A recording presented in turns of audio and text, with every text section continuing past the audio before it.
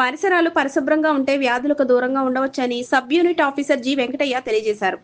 ఆంధ్రప్రదేశ్ గిరిజన సంక్షేమ గురుకుల పాఠశాలను బుధవారం వైద్య ఆరోగ్య శాఖ అధికారులు గురుకుల పాఠశాలను సందర్శించారు. ఈ సందర్భంగా విద్యార్థులకు వ్యాధులపై అవగాహన కార్యక్రమాన్ని నిర్వహించారు.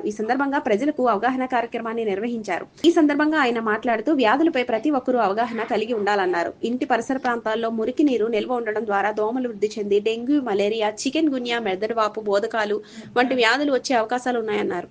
అనంతరం కార్యక్రమంలో హెల్త్ సూపర్వైజర్ కామరాజు విద్యార్థులు క్రమశిక్షణతో పాటు విద్యను అభ్యసించాలని కోరారు.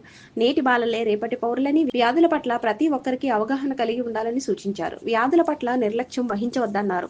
తదనంతరం సుమశ్రీ టీబీ వ్యాధి పట్ల అవగాహన కలిగి ఉండాలన్నారు. వారం రోజుల పాటు దగ్గుతూ ఉండడంతో పాటు గళ్ల రంగు మారితే నిర్లక్ష్యం చేయకుండా ప్రాథమిక ఆరోగ్య కేంద్రంలో గళ్ల పరీక్ష చేసుకోవాలని సూచించారు. వ్యాధి నిర్ధారణ అయితే 6 నెలల పాటు చికిత్స తీసుకోవాల్సి ఉంటుందన్నారు. ఈ కార్యక్రమంలో ఆరోగ్య కార్యకర్తలు రాఘవేంద్ర, ప్రిన్సిపల్ హరిబాబు, ఉపాధ్యాయులు మోహన్ బాబు, ఉమాదేవి, చంద్రయ్య, శ్రీనివాసులు, ఏఎన్ఎం లక్ష్మీదేవి పాల్గొన్నారు.